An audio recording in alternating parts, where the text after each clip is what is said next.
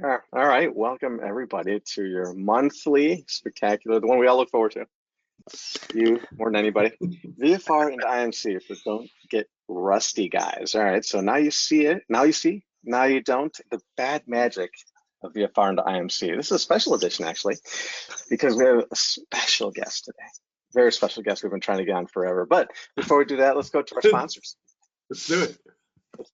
All right, so generously brought to you by Jefferson Flight Boeing, three wonderful companies helping us put this webinar on. So the next one is not something that I really am looking forward to. So one person ruined it for everybody, so I have to spend an inordinate amount of time with this one if we want to do this correctly. On your panels, you will see on the right side, if you're on a computer, if you have a question to ask, or for those rare occurrences when I love to give things away, I'm a giver, as you all know. I always say in the questions area, remember, one person ruined it for everybody, so stick with me here. Right there, you can see the red arrow. And everyone that's on a computer, we'll get to the tablet shortly, you will see the icon second from the bottom there on the right is a question mark with a cloud. That's where you will ask questions, and you will tell me I want whatever it is when I tell you, hey, we're giving something away.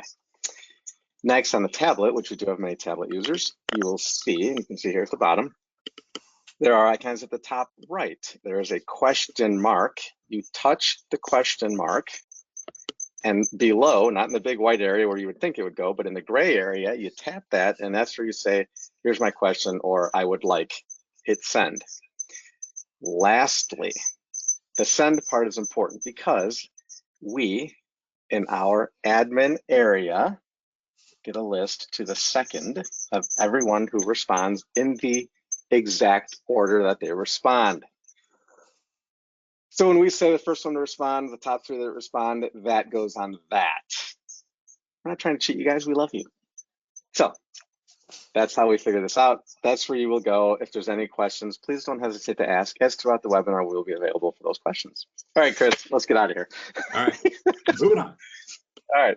So next, I am Pablo Morelia, Senior Director of Flight Training Technology, pusher of the AFTA app and everything that goes with it, which we will do at one point. It's kind of like Steven. The anticipation's killing me.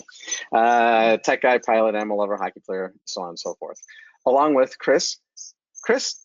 Here I am. Hello. Senior Director of Flight Training Education, and so I am a CFI, and I like to play music and ride my bike and all that good stuff. And I work with Pablo on AFTA and our Flight School Connector and our Flight Training Experience Survey and Awards. Back to you, Pablo.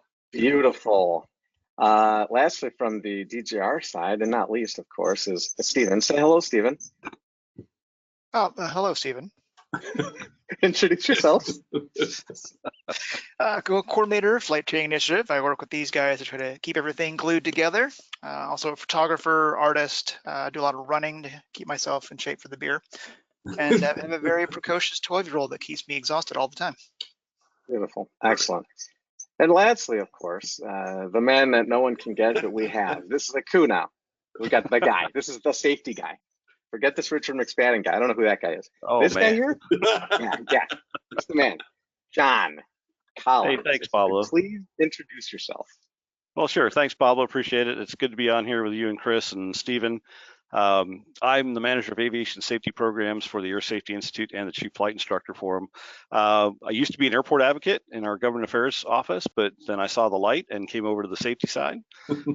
I am a flight instructor. I've been a flight instructor since '96. I also, in my spare time, like to go and camp, and so I do that with our scout troop. I'm a scoutmaster for them. Air Safety Institute, you're probably familiar with our products, at least I hope you are. If not, please check us out at airsafetyinstitute.org. But I run our flight instructor refresher course, our monthly safety webinars. Our next one is coming up at the end of May, NTSB Insider episode number 2.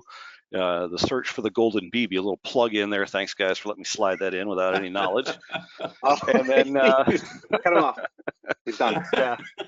And then also we're getting back into doing in-person safety seminars. You can certainly check us out at Oshkosh at our tent at AirVenture, but also if you go on to the Air Safety Institute website, we have a speaker request form.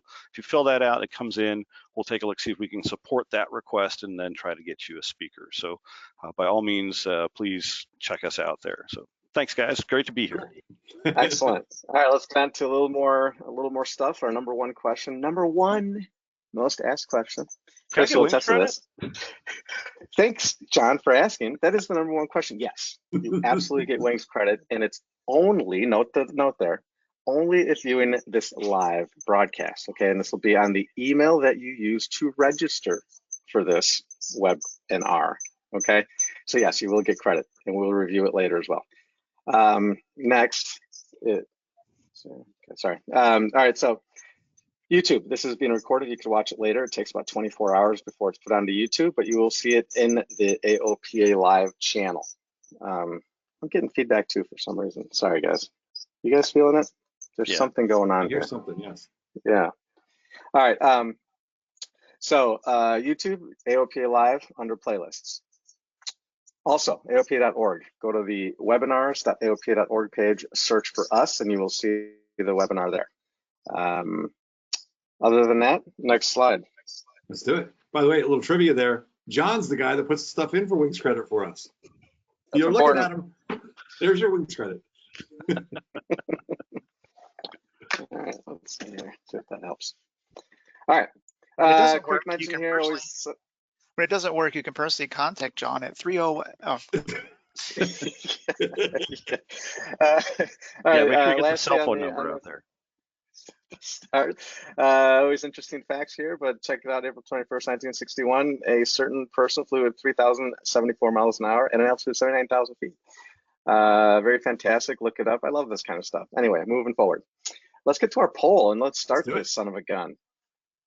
How often is VFR and IMC the cause of GA accidents, that being general aviation, per year? So just going to, we base this on the 2019 numbers that we'll talk about here shortly. So what do you guys think? How often do you think it happens? Without, John can't answer, by the way. Oh, yeah, John. Yeah, well, he already knows the answer. Okay, fine. Gosh, I'm going to say never. Never? Yeah. I mean, who would fly into IMC? I mean, come on, you're VFR. That's right. That's right. The clouds. Yeah. All right, hurry up because we don't move on from this slide until 75% or more voted, and we're only at 30%. So let's go, everybody. I think people got bored with the intro that we have to do for legal purposes now because one person screwed it up for everybody. Right. Here we go. We're at 74%. We're close.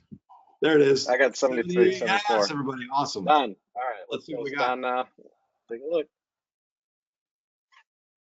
Look at that.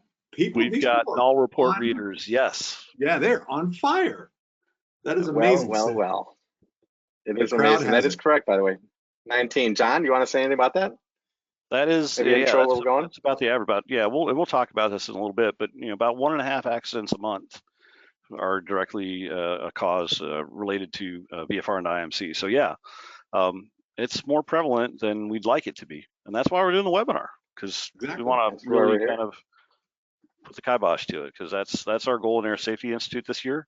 Our safety goal is to try to reduce the number of fatal GA accidents from VFR and IMC. And beautiful.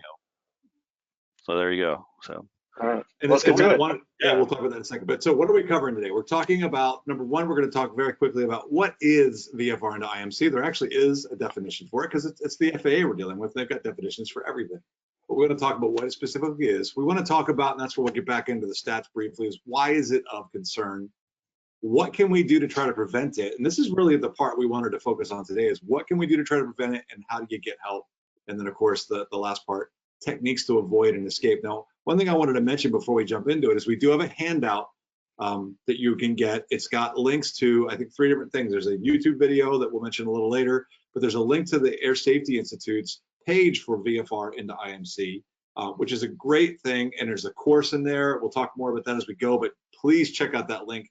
Go check these things out, dive deeper after we're done, because we really want to see if we can help make a dent in this thing and try to get less people, hopefully nobody, to have this happen to them this year. And then there's another link to the decision-making model. So we'll refer to that, but just make sure you get that handout. Should be available for download. All right, let's go. So John, VFR into IMC, Right. we obviously see the definition here. You know, it's like, what are your thoughts here? Is it basically just I can't see outside? Yeah, essentially that's what the FAA is saying. Is like anytime you cannot refer to the outside horizon for whatever reason, whether it's dark, whether it's hazy, whether you're in a cloud, you know, not if your eyes are closed, but you know, if your eyes are open, you're looking outside, you can't see anything. That's VFR and IMC, particularly if you're not intending or expected to be doing that. And so that's an emergency. I mean, we're going to talk about that, but that is actually an emergency, and so you need to be able to deal with that. And so I love that idea, and we'll reinforce that later too. The idea of it's just not being able to see outside. You can't see the horizon. You are in IMC. It Right. don't have to be in a cloud. That's not required. What All right, if you so can see the here are ground? what's that? If you even What if you well, can see it the ground? depends. Actually, we'll talk about that later because it's an experience that I had that scared the crap out of me, and I was Yeah. in total clear when it happened, but at night. So VFR into IMC, is it bad? So here are the stats, John. So fill us in here with this. These are the 2019 stats, the latest Right. that were available. Yeah, so 2019, I mean, you can see the various accidents that we have there. And of course, landing and takeoff seem to be the largest areas of concern. We get out and you see weather. Weather is a really, that's pretty high lethality there, okay? So 30 out of 34 accidents in 2019 were fatal accidents as a result of some weather-related cause. If we go to the next set of graphs here, there we go. You can see that 19 accidents, that's where our quiz number came from, were related to VFR and IMC. 18 of those were fatal. All right, they don't have to be. You really don't. That's why we're talking about it. Poor IFR techniques. Obviously, that was 6 fatals. Icing, 3 fatals. Thunderstorms, only a 50% lethality there, 2 out of 4. And same thing with turbulence-related accidents, 1 out of 2. But VFR and IMC year over year continues to be the highest lethality, or not highest lethality, but the causes the most fatal accidents in weather-related accidents. So that's why we're taking a serious look at it. That's why we're focusing on it, trying to reduce that number. I'd love to see it come down to 0. Actually, I'd love to work myself out of a job, right? I mean, if I don't have to talk about accidents and safety, then we're obviously doing something right. Pilots are flying well, and we're able to move that needle so that we don't have any fatal accidents. To do that, we're going to have to change the way pilots think, honestly, and we're going to talk about that. We're going to get into that here in a little bit, but a VFR and IMC accident does not have to happen. Absolutely. All right, let's take a look at, well, therefore you said it doesn't have to happen, but of course, how does it happen? We've already touched on a little bit of this, that idea of, like you mentioned, haze, flying overnight. And in fact, one of the most dangerous things that I'll share with, and I'll let you go, John, is that I had the thing happen at nighttime out in Arizona, no clouds. I was out over the desert with a student. We were doing some instrument work, and so I was with a student, and we turned outbound in a hold. I saw a road like angled like that, and immediately I was disoriented. So it was like, it was immediate, where it's not like a thing where it gradually happens. It was boom, I was disoriented, and I had to immediately go to the attitude indicator and try to get my bearings back. And that right there, fast it happened. That right there is the way to do that. I mean, go right to the instruments, believe what the instruments are telling you, and look at that, and don't get fooled by either that cloud line sometimes that comes down, or like you had a road. I had a couple VFR and IMC situations. One short ferry flight from Martinsburg to Hagerstown in a 152 in the wintertime. I'd gotten the weather at the beginning of the flight day, and my boss said, hey, I need to take this up for an oil change. I get halfway there, there's a snow squall that I can't get around, that I can't see through. And I'm, it's a short flight, so I was only up like 1,000 AGL. And, I'm like, you know what? I'm not going to do this. I turned around, went back to the airport. He was a little surprised to see me. And then when I explained what was going on, he was supportive of my decision. The second time, we talk about, you see haze or other poor visibility there, right? So I was with a student. We were on a day VFR cross-country flight. Again, flying out of Eastern Panhandle of West Virginia, late in the afternoon. Weather was reported at 6 miles in haze, and we were flying westbound into the sun. So guess what happened? As we left Martinsburg and crossed over the first set of mountains, we're getting out there. I turned to my student and said, hey, what do you think? And she's like, I can't see anything in front of me. I said, yeah. All right, what about looking down? Can you see anything there? Well, yeah, I can sort of see the ground. I'm like, okay, look behind you. That looks a lot better. So what do you want to do? she thought about it for a moment and said, I want to go back. I'm like, good decision. Good decision. There is absolutely, and I tell people this all the time, there's absolutely no flight in general aviation that I have to make, right? Mm-hmm. That's the attitude that I take with me. And there's nothing that is going to compel me to make that flight if I don't like the conditions, if they're not meeting my personal minimums, which we'll talk about later. If they're, if I get up and I see something that's going bad, like that flight where I ran into the snow squall, I'm going back. That's what I'm going to do. So there you go. That's the key too. And one of the things that I would recommend is if you have a CFI that you work with, go up, because even though legally, what marginal VFR, we're talking 3 miles visibility, that's right. legal. That is not really VFR. And so don't mess with that. If you've never seen it, maybe go up with a CFI, go up in the pattern, just get a look. Because every time I take my students up and I'll show them, would you want to go fly cross country in this? No, you can't see. So that's a bad idea. And then the other part on here, so we've got all these different types of visibility, and you can see the scenarios that happen. But over here, the thing is that IMC is dangerous. And I don't mean this in a way to say, oh, don't get your IFR rating. Obviously, that would help. But you've got to be current, proficient, have experience in it, because just doing it under the hood, I'm sure you've had the same experience that I did, John. The first time I went in the clouds, I was doing my instrument rating, and under the hood, I was doing fine. And man, in the clouds, because it encompasses you, it is immediate disorientation. It's like, holy cow. And you got to get on the instruments. I remember the first time I went into clouds actual without a hood on. I remember leaning back in my seat as I went into the clouds, like, whoa. And, right there, it sets you up for a little bit of specialty, and that was I'll tell you what, though, I mean, and someone said on the notes too, is, it's not just, as you said, what it actually is by regulations, but it's true, like at night, that's the one that I think people don't realize. A couple of people have mentioned, Long Island, the coast of Long Island at night. Let's say there's no moon. Right. I mean, black and black. Like, what do you do, right? It's essentially being in a cloud or not knowing where you're at. It really is. It's an instrument. It really is. Looking at the instruments. I mean, yes, you're a VFR pilot, but at night like that, a moonless night or an overcast night. That was it was a moonless. Well, it was an overcast night, and I had almost a CFIT accident. Or incident rather, and again, wasn't sure what was out there. Saw a mass to my right. We maneuvered away from it, fortunately, but again, you can't see stuff, so definitely want to be careful with that. And some of the other things, like getting away with it in the past, and that kind of goes to that mindset that I was talking about earlier, is that if you've done it and I squeaked by on that one, I did a little scud running, I got through, was okay. That gives you some false confidence to do it again. We used to talk about sucker holes, right? You go out and you fly along. Oh, I think I can get through there. Yeah, it's getting lighter. I could do that.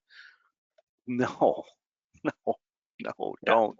Please, you'll keep me in business if you do that. And I don't want to talk about you guys. I really don't. And the other part is like, even if I think you nailed it.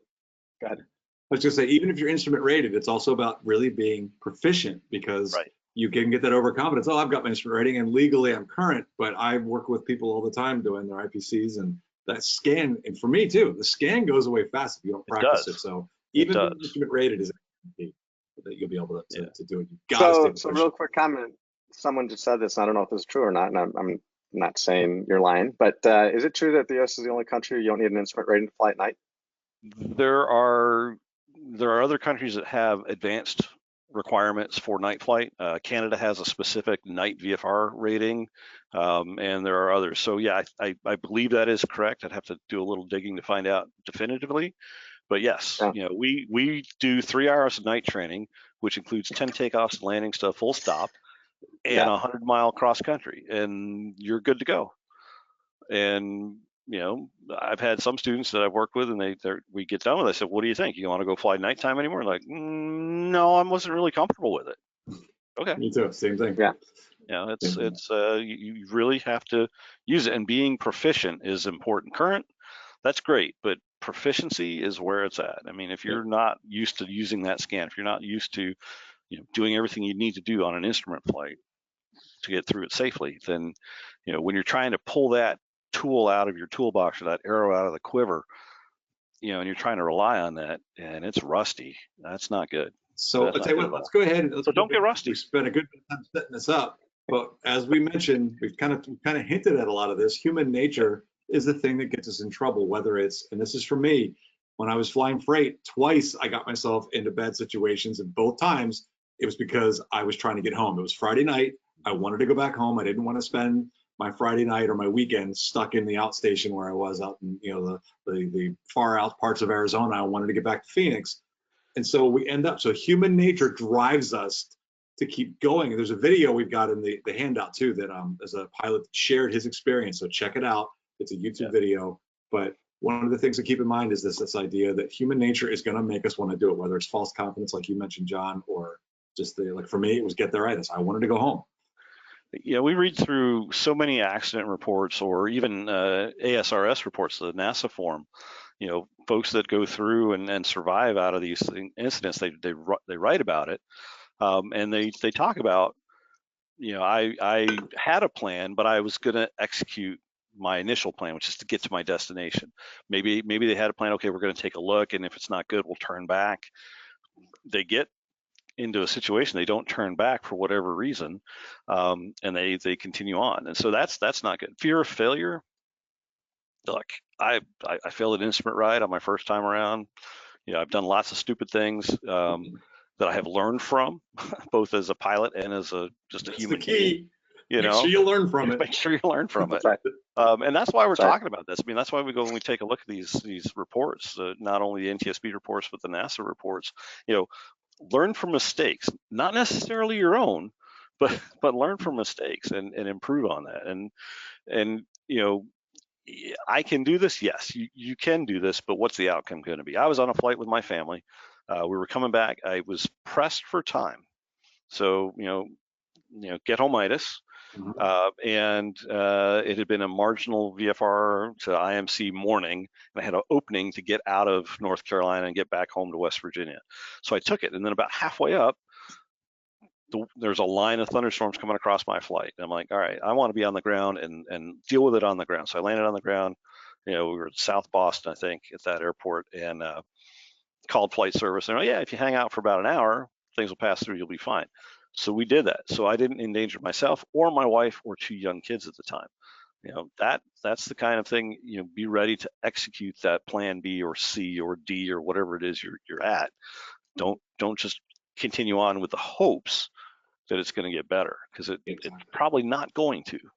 I don't know if you go back to an older episode that we had, Pablo had a similar situation. I'm going to move on to the next slide here, but a similar situation where he did the exact same thing. He landed and waited it out because it was bad. Yep. Yeah, but just before, and absolutely, it's a wonderful episode, one of the higher rated ones. So, but if you'll remember, that was interesting too, because it wasn't just a matter of, deviate. It was literally, I got stuck so I had to circle in a, because I literally was starting to get engulfed by it, and it would open up, close, open up, close. So it was very, as Chris said earlier, it's scary. You get to the point where you're like, what's next? Because you don't know, right? And you're like, oh, please open, please open. So, and in those situations I learned from, because on the way back I got into something I just landed before I got into trouble. So it was all good. Yeah. And it's insidious, right? It's insidious. So let's start talking about, we're going to get into some of the ideas of how we can avoid it, because I would put the priority being avoid. Oh, absolutely. If you can't avoid for some reason, then escape. You don't want to get to the point of having to escape, although we're going to talk about that. But let's talk about this avoidance thing. Number one thing, John, hit us up with this idea of, well, I was the one that I really liked the ASI's, the Air Safety Institute's decision-making model. But the number one thing on it is having a contract. You want to tell us a little bit about that? Yeah, I always tell people this is the box that you're going to create, that you're going to fly within, and the size of it's going to change over time. As you gain more experience, you may be able to increase that box. As you are away from flying more, maybe your minimums are a little more conservative. And I always tell people, you know, you can go online to the Air Safety Institute. You can download these forms, whether you're a VFR pilot or an IFR pilot or both. You know, download them. Fill them out in pencil. All right. Don't do it alone though. Do it with either a flight instructor that your flight instructor, get some input there. If you have a friend with flying benefits, somebody you fly with all the time, who is going to be on those flights with you, get their input as well. I tell the story. One of my former bosses was a Navy fighter pilot. and he would not fly night VFR. That's right. You know, and I'm thinking, but you shot approaches, you did traps on aircraft carrier. You know, you know how to do this stuff. His wife did not like flying after dark, so they would his personal minimum, he would land before dusk, and that's where they were. Okay, great. Ironically, he's now flying freight and flying mostly at night. but he's flying turbine aircraft with another crew member, and right. And so that's the other big difference when we look at the safety record between airlines and GA. Sometimes, you know, they have a lot of support system there, and in GA it's usually us. So we have to do all the dispatching, we do all the weight and balance, we do all the weather gathering and all of that. We just don't walk out and get handed a packet of stuff. But you know, fill it out in pencil, sign it in ink, so you're not paying for it in blood. Exactly. And don't ever change them mid-flight. A change to your personal minimums should occur on the ground when you're able to think about it. And I also would say don't change it because of the kind of flight you're going on. If you're flying home for, you know, let's say a funeral, you know, that's a common thing, sort of. You know, don't let the urgency of the situation press you into changing those minimums. If the weather doesn't meet your minimums that you sat down and thought about carefully, don't do it. Again, there is no GA flight that you have to launch for. And plan on that. In fact, that's that next bullet here, is that idea of leave yourself, and I'd even go to say not just leave yourself an out, leave yourself multiple outs. Always have an out. If you're getting into weather, you're kind of thinking like, this is getting closer to my minimums, where am I going to land? And I should have multiple outs, got to have an escape. And if I don't get on the ground, so leave yourself tons of outs, and I know we'll hit that again and do that. Yeah. Let me just hit the other points here. I love this decision-making model. There's a link to it on the handout. And the thing that I like about it, I know the FAA's got PAVE and Decide, and those are all great models. I just really like this one. It's the basics of it are the anticipate, recognize, act, and evaluate. Anticipate, recognize, act, and evaluate, which are there. And it's the idea of always be thinking something could happen. I'm watching, I'm vigilant. Then if it does happen, recognize it. Don't ignore it, recognize it, and then do something about it. Because I know one of the things the ASI stuff talks about so much is that many people in the accidents, they'll notice it, and then they just sort of hope it just goes away. And it's not gonna just go away. It's gonna get better, sure. I can see light over there, they'll be fine, it's good, we're good. Okay. So don't do it. Do something about it. I know this area. It's familiar to me. I can maneuver through here. But you know what, John, and what you said, I'm going to just reiterate what you said when you started this slide, which is, you know, your personal minimums are personal minimums. They're not personal minimums when I'm flying to this, or if personal minimum is personal minimum. It's not based on what you're doing. Right. Don't change it. And specifically, like you said, in the air. Now that's just ridiculous. Yeah, it is. It is absolutely. And then, obviously, know your priorities. Think about it. What are my immediate priorities? Aviate, navigate, communicate. This is detailed in the link I provided. And then the large scale ones, obviously, ending the flight safely, right? Do it safely. I want to live. I want to, to take care of my passengers. I used to tell students that would go out on solo cross country flights, bring my airplane back to me safely. I had one guy ask me, well, what about me? I said, well, if the airplane comes back safe, you're going to be safe, right? So, but that's the thinking you have to have. I want to complete this flight safely for me, for my passengers, for the people on the ground that I don't know. That's what you need to do. And so, get that priority in there and then evaluate, what do I need to do? Act, but don't act impulsively, right? I mean, take a moment to think about it. All right, this is what I have in front of me. This is what I have to do. Okay, the weather's getting worse. Can I get back? Can I turn back behind me? Do I need to land now? Do I need to be looking for an off-airport landing area somewhere? What do I need to do? Should I be talking to ATC, getting some help? I mean, I know I'm jumping ahead a little bit, but these are all the things that you need to kind of quickly consider and then act on the most appropriate response and then evaluate how it's going. Yeah, and then evaluate, exactly. Evaluate, put that loop back in, evaluate, and then obviously change it. And in some cases, the act might just be, I'm going to monitor. I got some weird indication. I'm not going to monitor it, really pay attention to it, and then I can decide if it gets to this point, then I'm going to take this other action. I'm already thinking. So can you, someone asked, can you give an example of maybe not the whole contract, but what the personal minimums contract consists of? Well, it's going to look at your weather minimums, whether it's weather. It's so ceilings, visibility, wind, how recently you've flown, how much time you have in a particular aircraft, you know, what, how your physiology is going to be, you know, for the day. Did you get enough sleep? Have you eaten? That sort of thing. I mean, there's a lot Are of you stuff mad? that's pulled How out about of. that? How about Absolutely. I don't want to fly pun it, mad. but that's right. Don't- Unusual attitudes. I don't want to pun that, but Yeah, well, no, that's good. That's right. good. I mean, but it's true. It is absolutely. If you're not in the right frame of, and I've canceled flights because, you know, I've walked out to the airplane and I'm sitting there, I'm looking at him in the pre-flight. I'm like, you know what? I am just not in the right frame of mind to go fly today. Hey, Yeah, I listen, know I I'll one want to up go you on fly. this. I'll one up you. I was going on a solo when I was still training, and I got on the plane. I taxied out. I missed an instruction, which I didn't think I did. I heard it later on live ATC.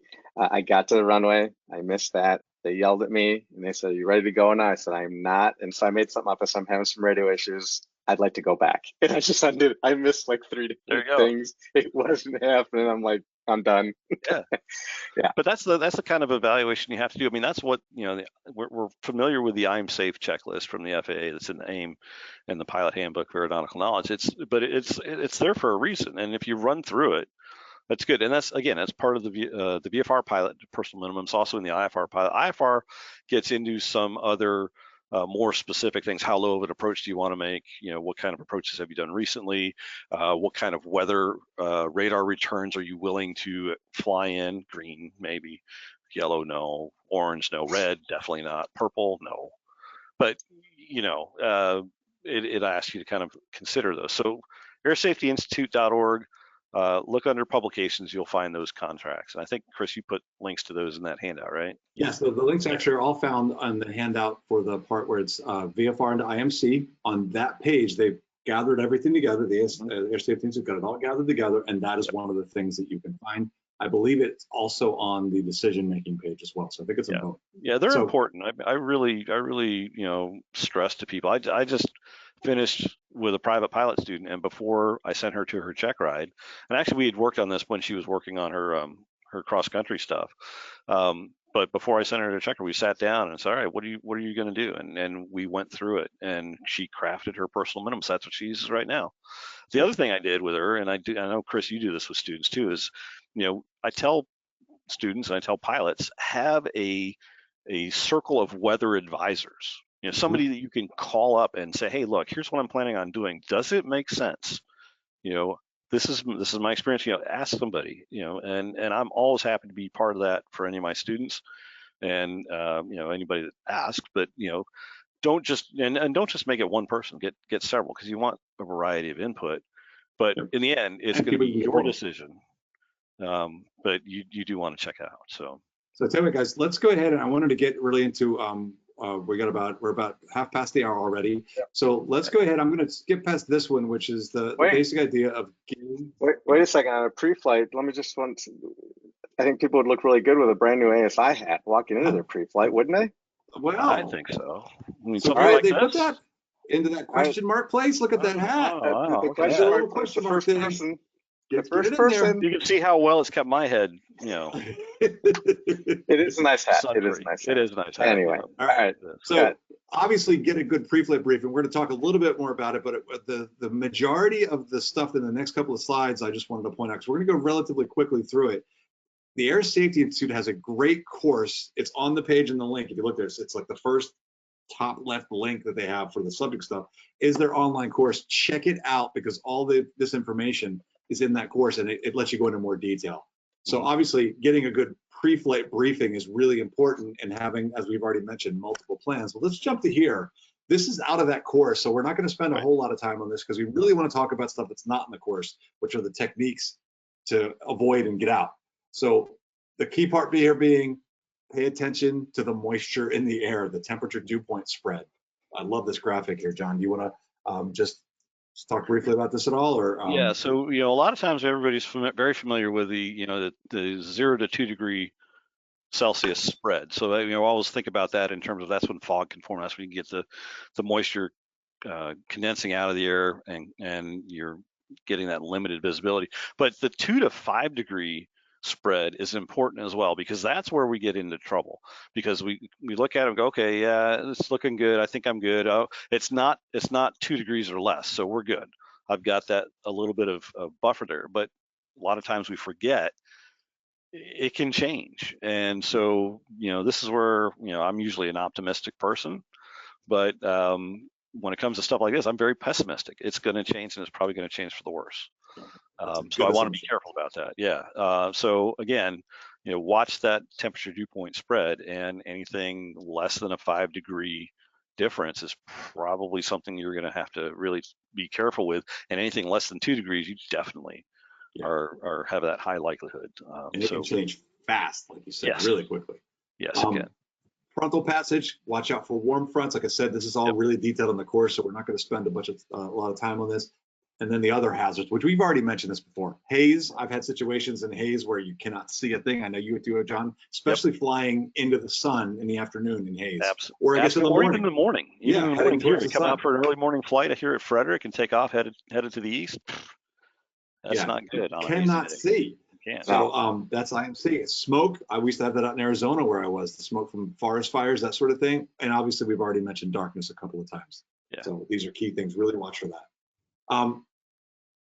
There's a flow here that I know, John, we're going to pick out one that you're going to really emphasize, but there's a flow. This is in the course as well. So I just kind of laid it out here with the idea of, start big picture, days before your flight, TV weather. I'm sure you've heard this before.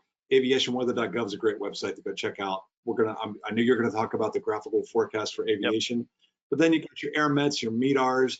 These are all places, the PIREPs and the IFB, these are all places where you can see this broad weather, these large areas. But John, let's just take a short moment here, as I know you really wanted to really emphasize this idea of the graphical forecast. One of the best things that came out in recent years is a graphical forecast for aviation. And most of you may be aware we used to have the area forecast, which was a text description of what was happening over a wider region, usually, sometimes states and more than that. And they would talk about where areas were, and they'd give you reference points, and you have to think about it, kind of draw it out in your mind. This product does it online for you. There's a couple really cool things about it. First of all, you can see kind of in the upper right-hand corner where it says show flight path. You can click that open, you can type in your flight path, and then it will overlay it on the map there. And then you can go through all the different products. And one of the things that I use is, I'm always looking at the cloud. So I click on the cloud button and I can see bases, I can see tops. If you read through the VFR and the IMC reports, some of these folks get out of there. I mean, we teach the 180-degree turn, but some of them actually climb out of it. Using the GFA, I can figure out, am I going to be able to climb out of it? Today, we've got a wide swath of marginal VFR and IMC weather, western West Virginia out across Ohio, stretching back into Indiana, Illinois. If I'm flying out there and I'm in the marginal VFR area and I find myself getting into an IMC situation, can I climb out of that? Well, not today, at least not my 172, because the tops are at 20,000 feet reported. Now, I'm going to try to verify that with PIREPs, if I can, but at the same time, that gives me an idea, where is my nearest VFR? Where can I go to? What are my options going to be should I get into this situation? Another really good tool we don't really have mentioned on here is the HEMS, HEMS, that's for Helicopter Emergency Medical Service. Those guys are down low all the time anyhow. And so this gives them more detailed information at a lower altitude.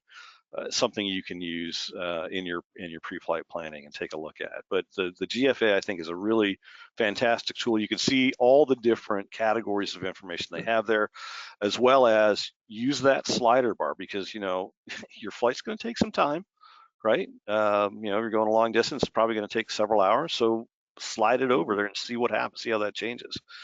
It's just a really good product. Aviationweather.gov, and just look for under tools the graphical forecast, or GFA. So you'll remember we did a webinar on this. Yes, we did. Yes. See, you guys are on it. Well, we try. All right. We'll link to it. Yeah, that's exactly right. There it goes. All right. So let's go. I know we've got some techniques we wanted to talk about. We've got approximately 10, 15 minutes of content. So we'll just try to be succinct with everything. Sure. But avoid IMC. And so the tips here, John, take us through this really quick. The tips here, and I love, by the way, the decision points. Go. Yes. So marginal VFR, Chris, you mentioned it earlier, 3 miles, while it's legal, VFR, it is still marginal VFR. Legal VFR is greater than 5 miles. I mean, VFR, not marginal VFR. Definitely check ahead with your weather. If you're talking to ATC, ask them. They can give you some weather information. If you need to go offline or off frequency and get talk to flight service, you can do that too. If you've got an EFB with you, you've got data link, there you go. En route decision points, Chris, we'll talk about this, because these are things that you set up prior to your flight. So if the visibility is going to go below this, if the clouds are going to descend to this altitude, and it's not necessarily just if I get to ABC airport or XYZ intersection, but what's going to happen in the flight? If this happens, what do I do? Well, if I get to that decision point and the weather is getting worse, all right, I'm going to land, I'm going to turn around, I'm going to get myself out of it. Or if the weather is as forecast, I'm just going to continue to evaluate as I go forward. So that's what I want to do. So when you see the deteriorating weather, and we did I think Richard did a pilot workshops VFR mastery scenario, and the pilot was flying in Central Arkansas. There was wispy clouds forming underneath him.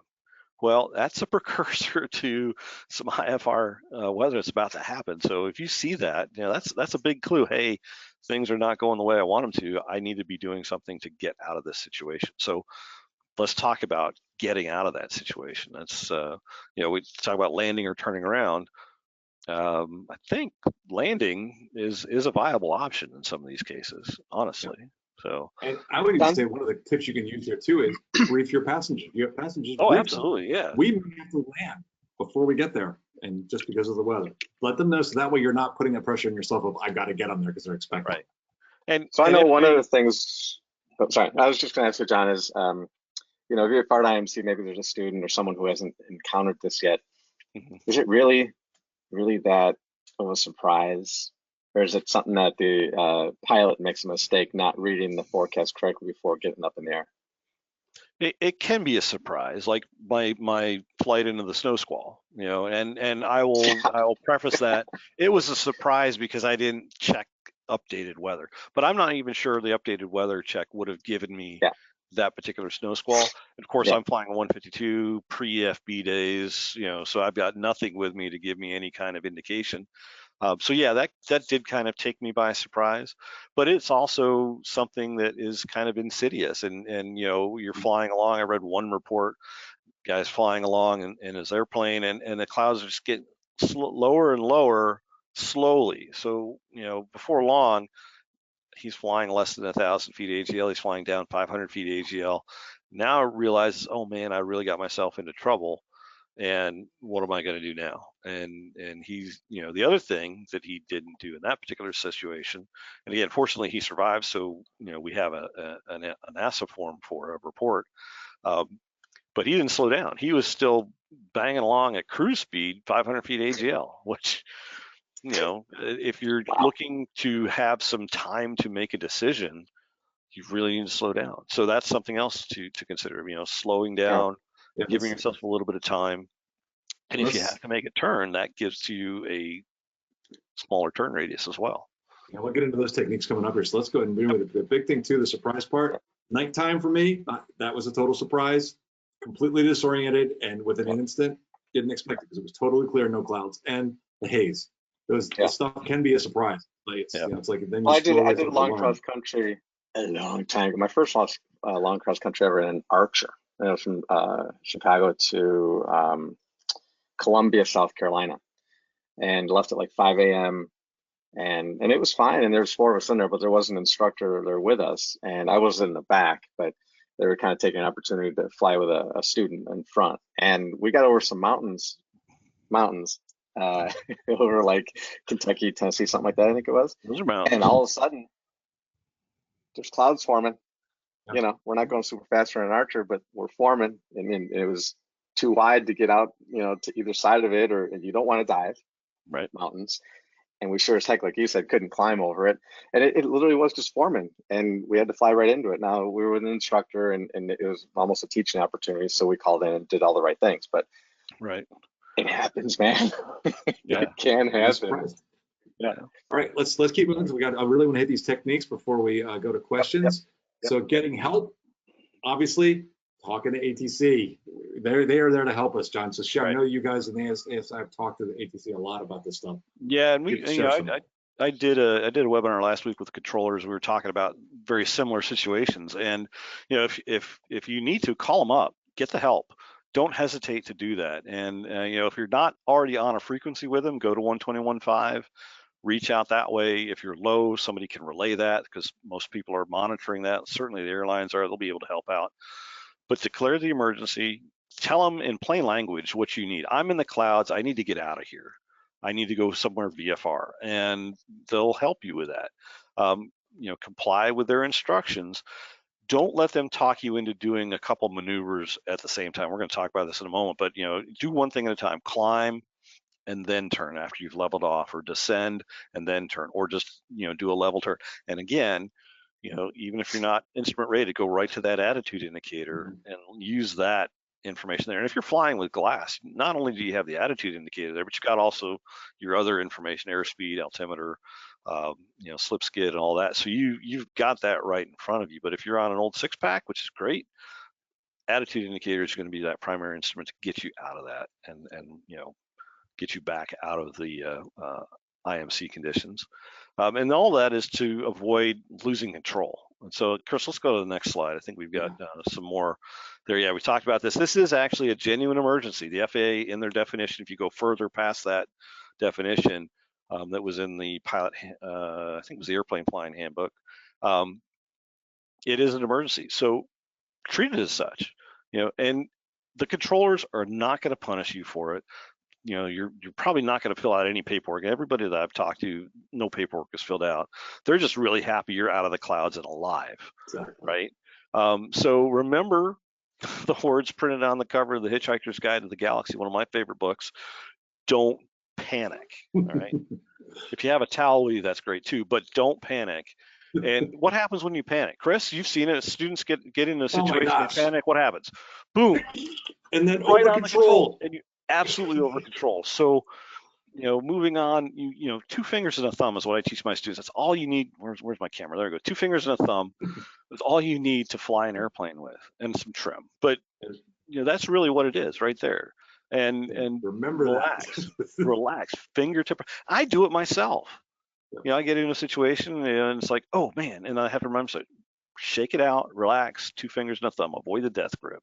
Exactly. So the airplane wants to fly. The airplane will fly. Airplane will fly if you let it. Along. Yeah. All right. So let's get into this really, because we've got about maybe 10 minutes left. I really want to hit these techniques. So the first one, maintain control. So tell us about this, John. So you want to maintain control. You want to, don't, like we were talking about, don't over control. The biggest thing you want to do is maintain wings level. Okay, relax, fingertips only. Trim it out so that you maintain that fingertip thing. And then if you do make changes, small, smooth changes. And remember, trust your instruments. If you have an autopilot and you know how to use it, that's key. If you know how to use it, engage it. Have it do some of the work for you. And that gives you the opportunity to kind of, all right, figure out what do I need to do next. So, the biggest thing with the VFR and IMC accidents, they usually end up in a loss of control. It's usually because of some sort of spatial disorientation that's involved in that.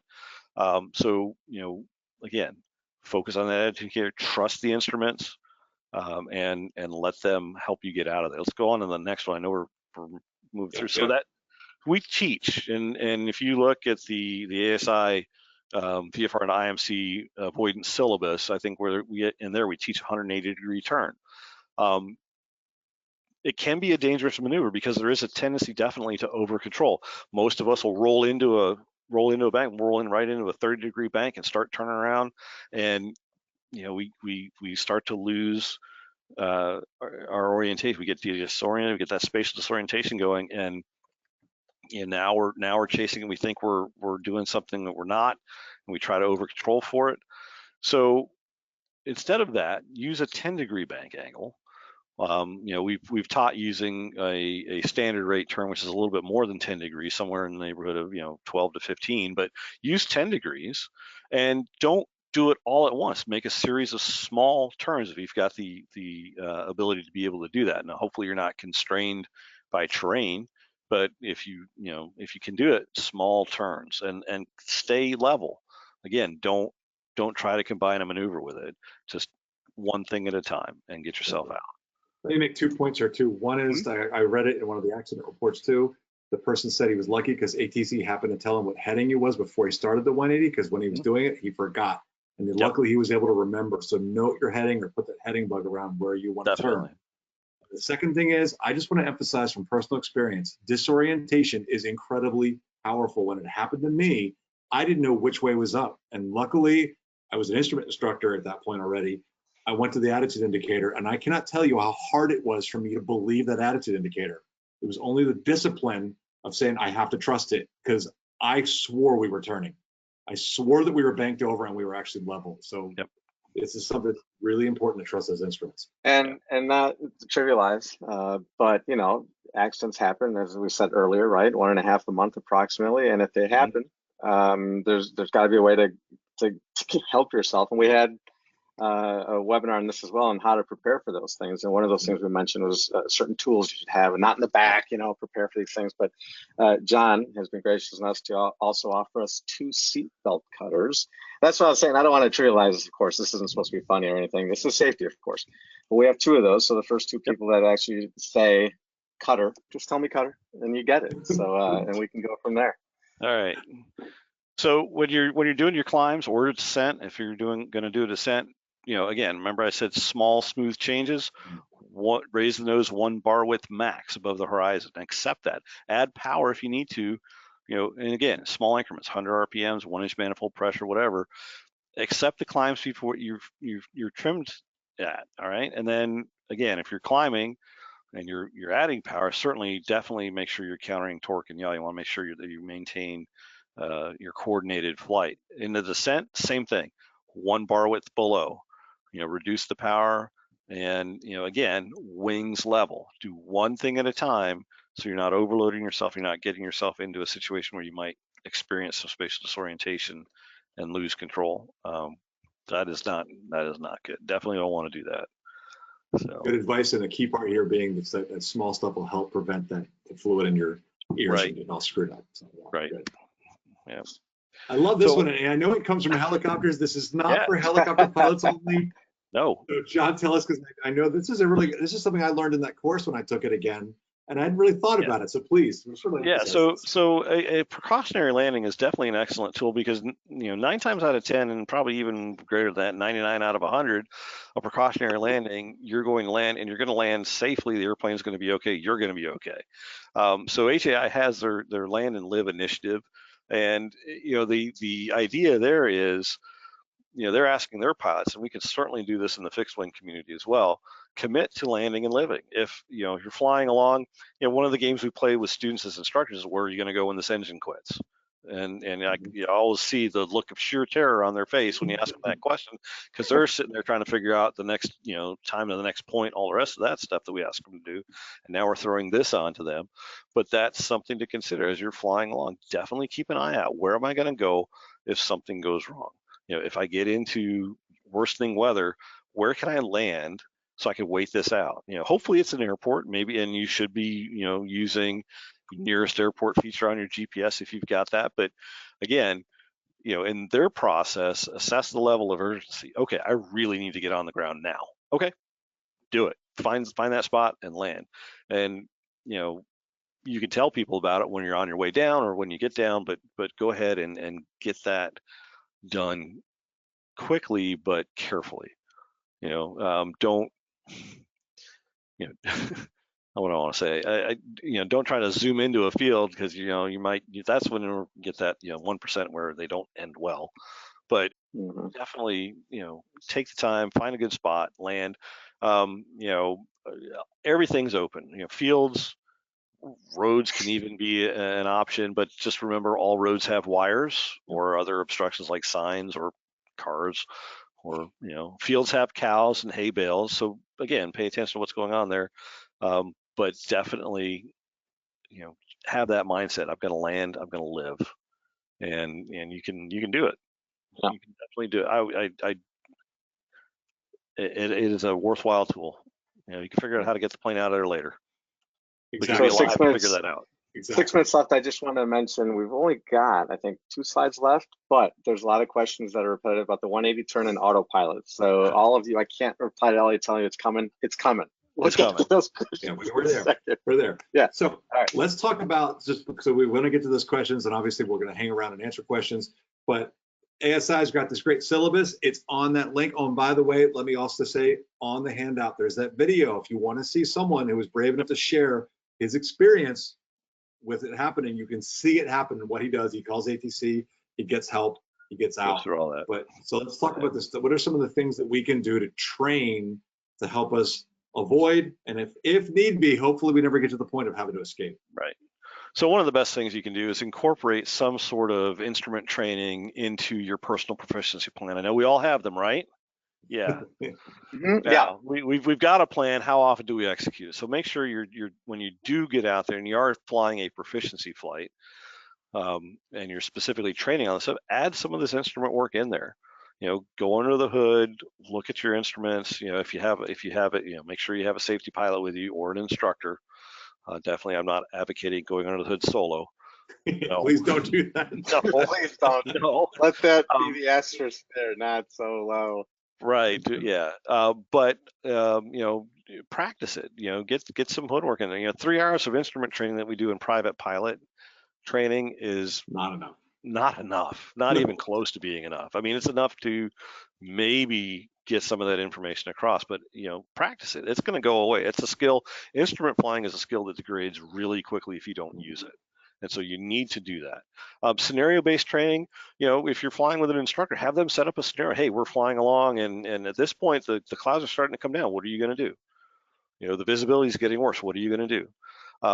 A good way to do that is in a flight simulator. If you've got access to a simulator where you can actually put, the weather conditions in there, that's very powerful for trying to figure out what you're going to do, and then realizing, oh my gosh, this comes up and I can't do it. Again, Chris, you mentioned taking students up on those marginal VFR days, giving them that experience. Even on an IFR day, take them up and show them what it's like to get into the clouds and see how disorienting it can be initially. That's pretty powerful. It's either going to make them want to go get their instrument rating after they finish private pilot training, or dare I say, maybe keep them from getting into that VFR and IMC situation. And again, we have there at the bottom, add the instrument rating. But I'll say this about that. An instrument rating is great, and it gives you a lot of discipline, and you can work on it, and then you can fly with it. But if you don't use it, if you don't stay proficient with it, it's a rusty tool to pull out of that toolbox at a time when it's really critical to have a finely tuned instrument, precision instrument. And I was just going to make that point too. At the private, you get the 3 hours of instrument training, right? And we talked about you got to practice it. Instrument pilots spend a minimum of 40 hours on instrument work, and they get rusty. So think about the 3 hours you're getting as a private. Not nearly enough. You got to practice it. Right, wait, real quick, we're out of time, but someone had said, what about like aerobatic training, stall training? Do you think that has any bearing on this? Would this help? Yeah, I think anything that expands your familiarity with the entire flight envelope is worthwhile.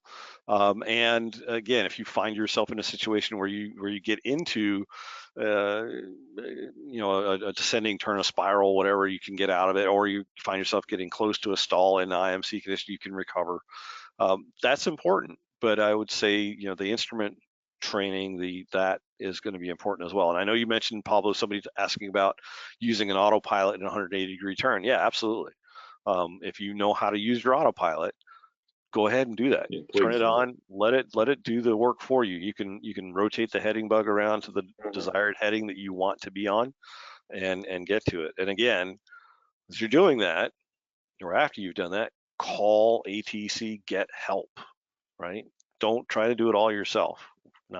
Don't put it on you and your passengers. Get that outside help. That's part of your single pilot right, what I'm looking for, just went right out of my head. Anyhow, safety, but yes. So, declare the emergency, confess and ask for help. And once you get out of it, fill out an ASRS report, an NASA report, so that others can learn from it, right? That's, I looked at a 10-year period. 264 fatal IFR and VFR and IMC accidents. There, I did it, Chris. I did it right for you. There you go. And I looked at the same time period at the ASRS report, and there was 264 NASA forms that were submitted with, GA, VFR, and IMC. So it is survivable. It is something that you can come out of, but you have to be mentally prepared for it. You have to be proficient to be able to get out of it, and you have to, again, get that outside extra help. Call ATC. Definitely do that. And they are willing to All help right. you. We'll help you. They will. All right, All right, so let's before we do this, I got one more hat to give away. Just put hat in there. The first one does it, gets it. Period. Done. All right, let's move on. And it's only one, so 50,000 people can't say they want one. It's one. Okay. So, hey, let's do the official wrap up here, and then we'll go to questions. Does that sound good? Yes, sir. AOPA right. Pilot Passport. Love this. Here's the redemption code for that. This is the AOPA app and Pilot Passport, not for wings, nothing else. This is strictly for this. And that's just to get points. Somebody asked me, somebody gave me a call after the last webinar that we did. What does this do? This is mainly for fun. If you build up enough points, you can win prizes from AOPA, that sort of thing. But this is, not wings credit. We just want to emphasize that. Not wings credit. This is not wings credit. All right. And Christopher Trainer broke through. He won. Way to go, Chris. He's been trying hard. I got to tell you, I got to give this guy credit. He's been persistent. There he is. All right, Stephen, take note. And there it is. There's the code for the Pilot Passport, and you get 1,000 points extra. Look at that. Look at that. You get those prizes if they give those away. See, you join us and you win. That's how it works. I'll come back to that. Next month, Pablo. Not least, this one's very important. Next episode next month, May 19th, 2022, 12 p.m. to 1 p.m. Eastern, 11 o'clock noon Central. FAA regs, we know. We're still going to do it. John's a big fan of the regs, so that's why we do I love them. I absolutely love them. Absolutely. I believe that's 1,600. Is it? No, that's not right. Why is that? That can't be right. Anyway, we did manage to put it in Zulu, but this is failing me here. This doesn't make sense. That's right. Yeah, if we can make weight and balance fun, this is going to be a blast. Okay. All right, so let's get to some questions. A lot of them. Let's just go right to the one that I think was asked mostly, and they were separate. One is, what about the 180 turn? Why is that so special, different? Literally everything about it. Why not just do a standard rate turn instead of 180? And then people added, how about autopilot? How about autopilots? Can you use your autopilot? Should you use your autopilot? Should you use an autopilot to do a standard 360, a 180? Both of those things are probably 10, 15 in the next minute. So, John? I wouldn't do a 360 because just end up right back where you started, but a 180. Sorry, 180. So the idea behind the 180 is, theoretically, is if you're flying, you get yourself into IMC, if you turn yourself around, you will probably fly back out of it. And I would say there's a large percentage of the time you will actually do that, but there's also a percentage of time where stuff may close in behind you. So it is not the cure-all, and that's something I want to stress. You have three options when you fly VFR and IMC unintentionally. You can do the 180 turn, hopefully get out of it. You can climb, possibly get out of it on top, maybe, or you can land. So you're going to have to evaluate where you're at and what's going on, and do you have the ability to do one of those three options? And again, get that extra outside help. If you go back to the webinar we did last week with ATC, there was a really good case study there of a guy in a 152 in the mountains west of Seattle, got himself into clouds. The controller pulled up, and you could see on the scope, you could see the actual, I forget the official term for it, but it's like an emergency altitude map. And so the controller could see the tops of the mountains, and there were the contour lines in there. And so his instructions to the pilot were to keep above a certain minimum altitude, and then he vectored him into an area where there was a valley, and he could get him lower and get him under the clouds. And eventually he did, and the guy popped out of the clouds and was safe. The 180-degree turn, yes, that is something that you can certainly try, and it may be more than 180 degrees, but like Chris said, rotate that heading bug around so that you've got something to go to, have a target. And if you're talking to ATC, follow their instructions, but don't let them talk you into something you're not willing to do. And so if you listen to that recording, the pilot actually confesses, hey, I think I'm having some trouble with my compass. So the controller immediately went into a no gyro situation and start your turn, stop your turn, start your turn, stop your turn. You just turn so many more degrees this way. And so that was very, very helpful for them. So yeah.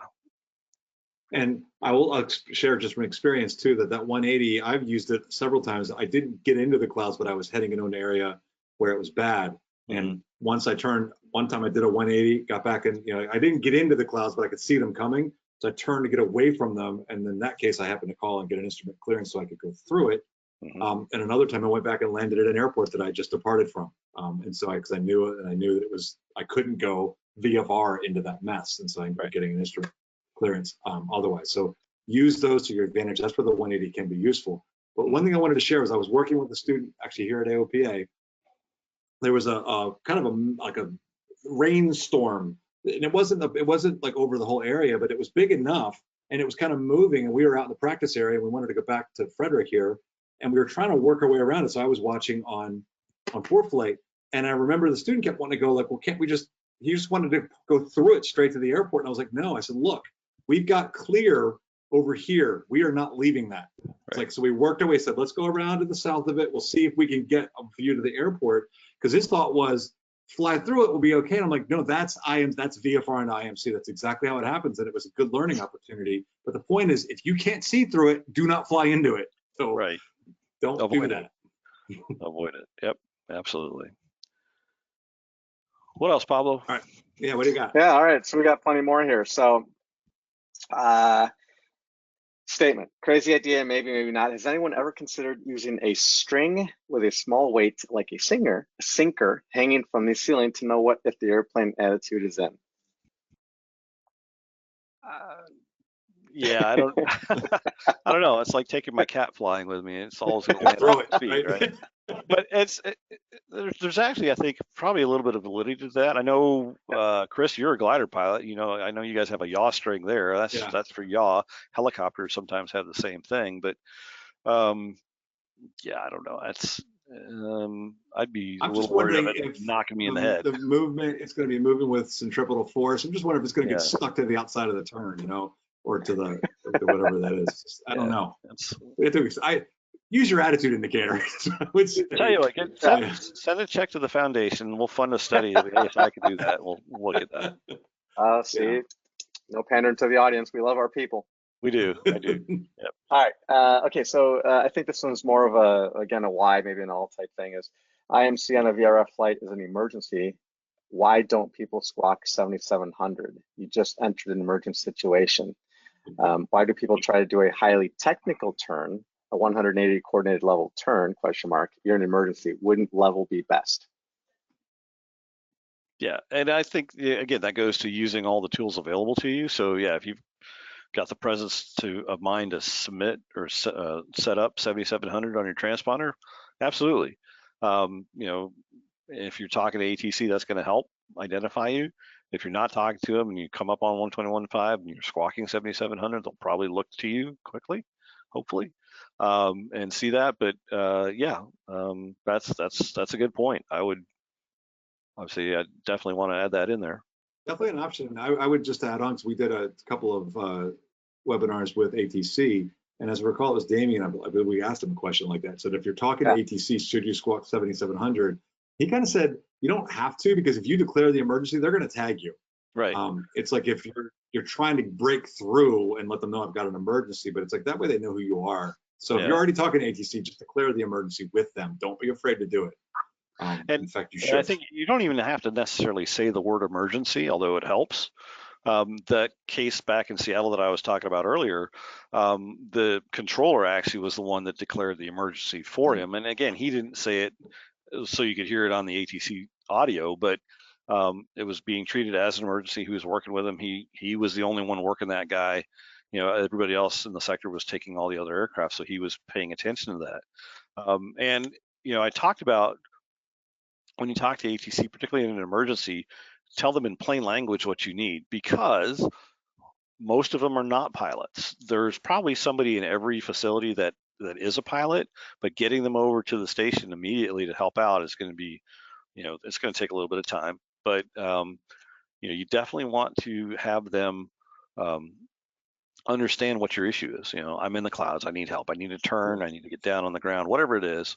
And any other emergency as well, not just VFR and IMC, but anything you talk to them about, be straight up with them. I've lost all my instrumentation. I can't do anything. So I'm going to need you to tell me when to stop and turn and, climb and descend, that sort of thing. Just have them talk you through it. And one of the things to fight too is it's the embarrassment, I think, factor, I think, is what sometimes does it. We're embarrassed to admit that we made a mistake, right? So but my advice to that is get over yourself. I mean, honestly, it's okay. It's okay to say, hey, I'm in trouble. I'm having a problem. And are your flying buddies back at the hangar going to give you crap about it?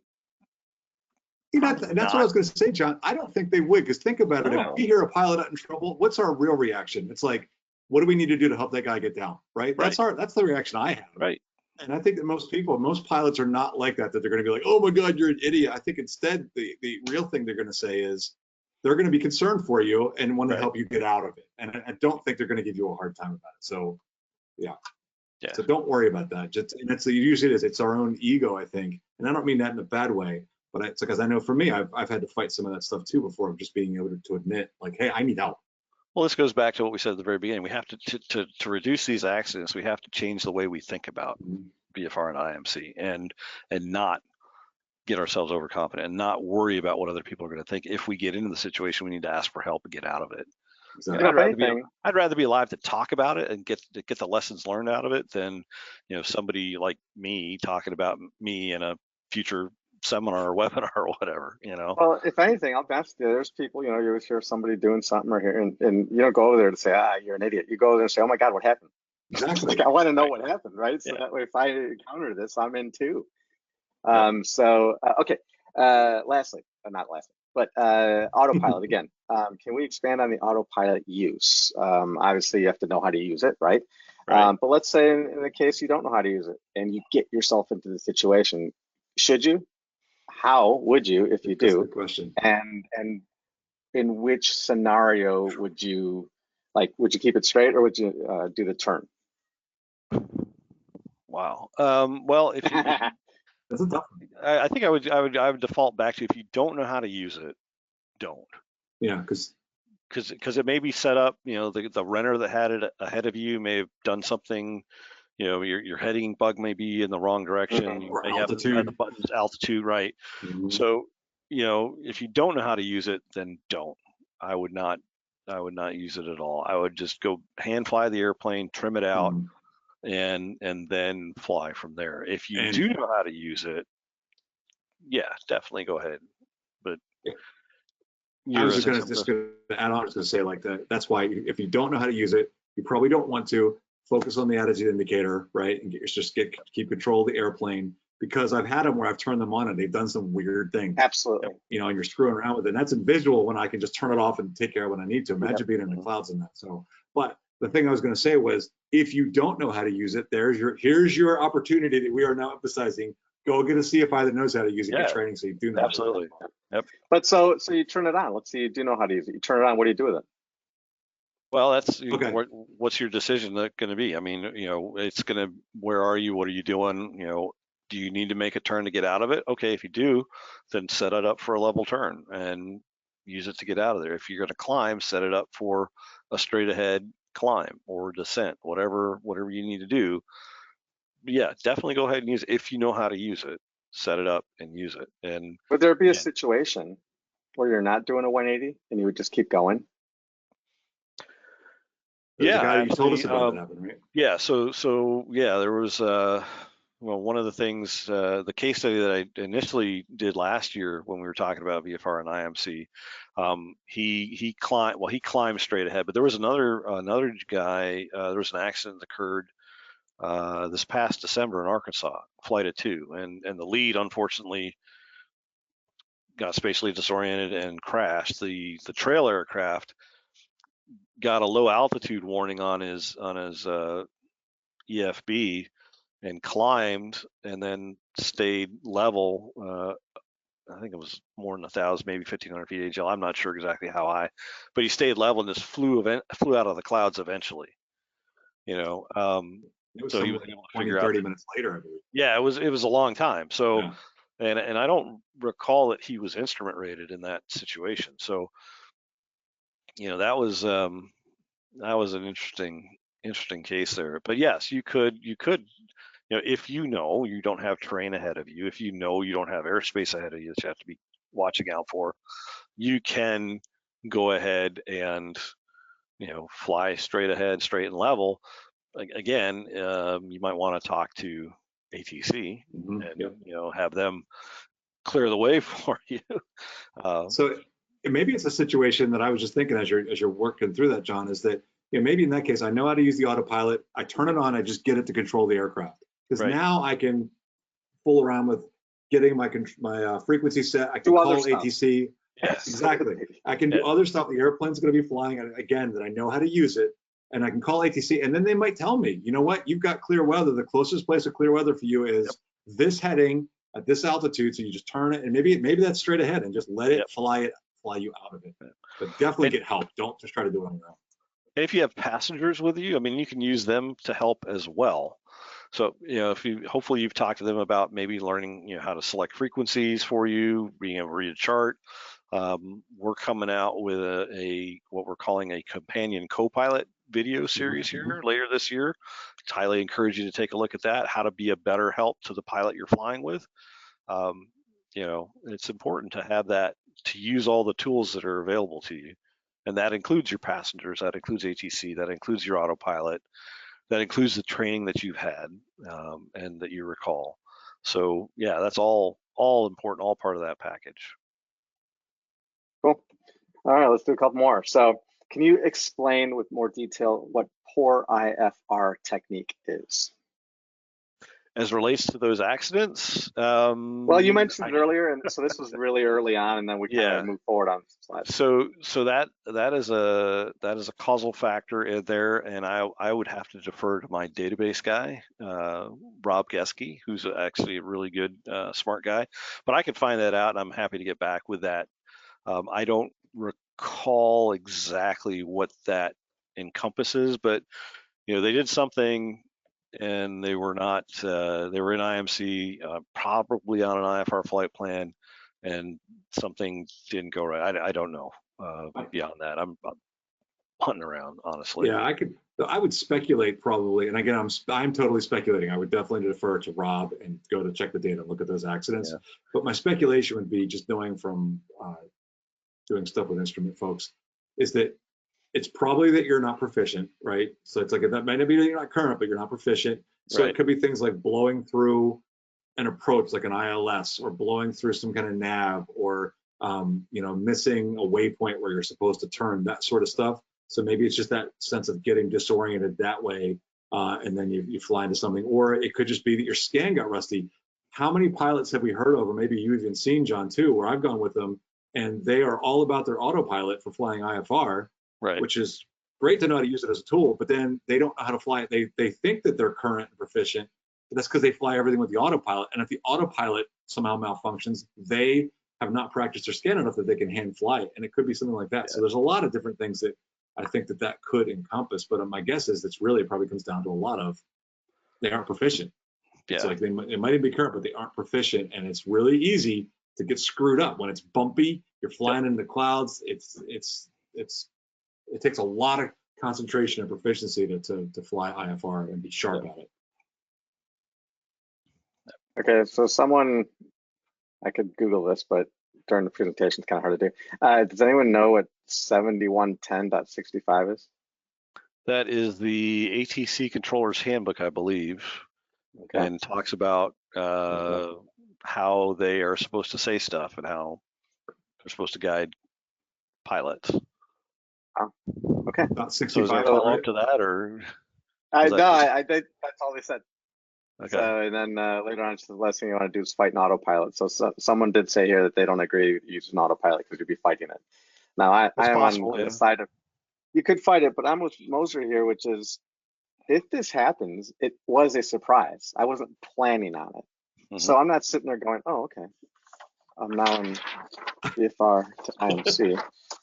No, you know, right? It's like, oh my, what is happening? So the first thing I'm going to do, I know how to use it. I would hit the autopilot to keep my wings level. You know how to use it though, too, right? I do. Yeah. But like you said, the more important piece is now I need to find, if I'm not on flight following or something, I need to find the nearest radio, the center to call. I need to do a bunch of other things, you know, maybe get my emergency procedures out in case something happens. But I need to look for a diversion airport. I need to do all these other things that I can't safely do. And that was for John's benefit. But no, honestly, I can't safely do that if I'm also trying to fly a plane in IMC condition. I mean, that would be absolutely ridiculous. That's now, total I might be focus going right there. Absolutely, and I might be going further into it, but I still have the autopilot where I can turn the heading button and say, okay, now I'll do my turn to get out of it right after I figured things out. And that's actually what I had to do when I was doing my little one in the highly rated webinar from last year. So, you know, things happen. Okay. And again, I'm reading them as they come. We have 10 more minutes. 10 more minutes, people. 10 more minutes. Do you see pilots break rules, fly into clouds, IMC, when ATC requests you on FF to climb above airspace? I don't know what that means. Anybody? Yes. So yeah, flight following. I think FF. Yeah. So say that again. What was? You see pilots break the rules, like flying into clouds, when ATC requests you on flight following to climb above airspaces. Oh, I get it. Okay, yeah. So in other words, they're told to climb, and ATC doesn't know there's a cloud there, and they just climb into the cloud. I've totally seen that happen. Yeah, absolutely. Yeah.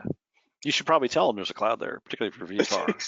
So, well, but that goes to a lot of things. Unable, exactly. Yeah. Unable, you know, non-instrument rated, non-instrument equipped, non-instrument proficient, whatever you want to say. You know, unable is, you know, I can't do it. Yeah. And by the way, it's only flight following. Well, I've seen it happen in the pattern. I was with a student and we were trying to climb up. We went on it was a kind of a marginal VFR day. The METAR was reporting high enough that we should be able to stay 500 below the clouds. And as we got up, it was like, nope, this isn't going to do it. We couldn't even get the pattern height because the clouds where we were on crosswind weren't. And my student kept trying to climb it. I was pointing. I was just trying to talk to ATC, and I was like, hey, look, clouds, don't go in there. And he goes, whoop, and I pushed the yoke right back down. And I said, what happened? He's like, well, I was afraid we were going to get in trouble because we didn't go to pattern altitude. I'm like, don't go in the clouds. Please don't go in the clouds. Yeah. So it's that I would say that, and I know I used to feel this way when I was a less experienced pilot, right? It took me a while to be able to have that sort of, I don't know what it is, that the wherewithal to say, I'm pilot in command, right? Don't do things just because ATC does it doesn't mean you have to do it. Right. In that case, you have to be able to say, I'm unable, and that's the key part. So it's something that happens, especially when you're less experienced, because you think ATC is this voice of authority in my head, and you got to be able to tell them, like, they can't see what you do, so you got to tell them. You're the one flying the plane. You've got to be the pilot in command. Yeah. You can't abdicate that to anybody else. That rests solely with you. That's right. Sorry. No, you're right though. Okay, so, and I think we've probably answered this, but someone asked twice now, so I will ask it because we love our attendees. What do you think a pilot with lots of experience flying into IMC makes him decide to continue in IMC, basically make a bad decision? For example, like Kobe Bryant's helicopter pilot. I think personally, if I may, it's just what you were saying earlier, John, which is I've done it before. Mm-hmm. Right? I mean, I'm instrument rated. I've done this before. I mean, yeah, I think there's a number of factors there, right? It's that prior experience, it's the continuation bias, right? There's a lot of things that kind of all go in there. So, you know, that pilot with lots of experience that unintentionally, intentionally flies an IMC VFR, you know, okay, I can get through this, I can do this. Yeah, well, maybe.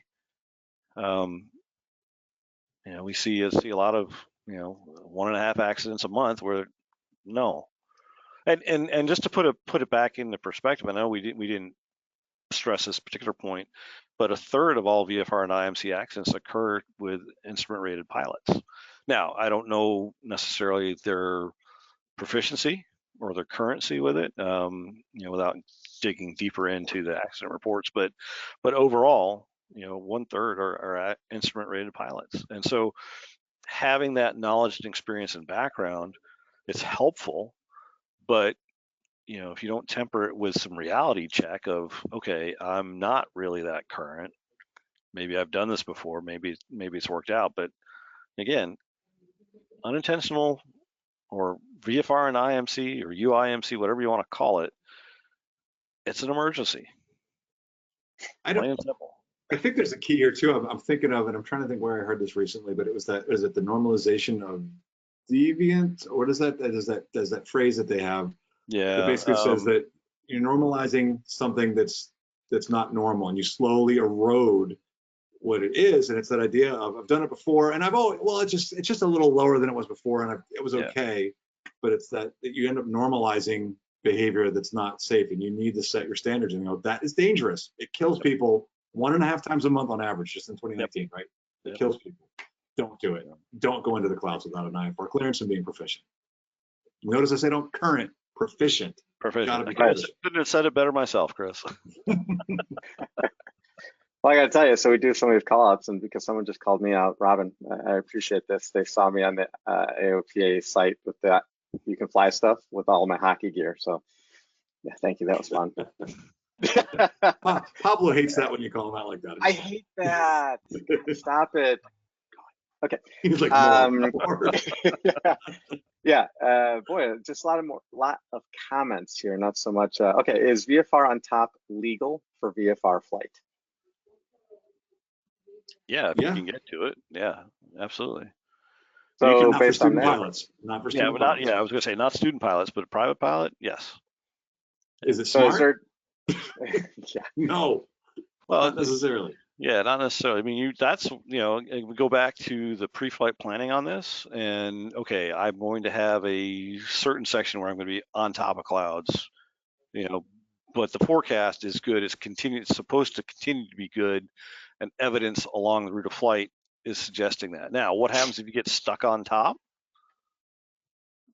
What's the first thing we want to do? Call somebody and say, hey, here's where I am, here's what I need to do. And, don't try to wander around trying to figure out yourself, because one of the questions ATC will ask you is, well, how much fuel do you have on board?